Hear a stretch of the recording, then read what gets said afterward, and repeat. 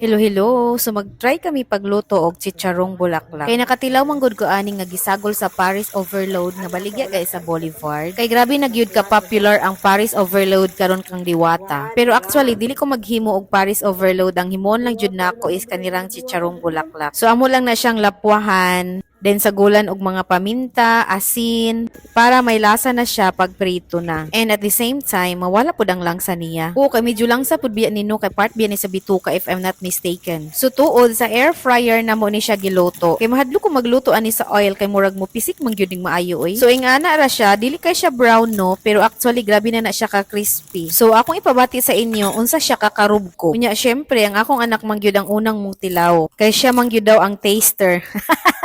By the way, mas lami siya kaunon kung init pa. Pero syempre, kinahanglan po di mo hoypon ha.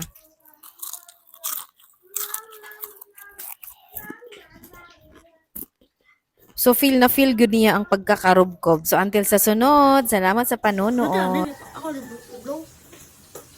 Dito.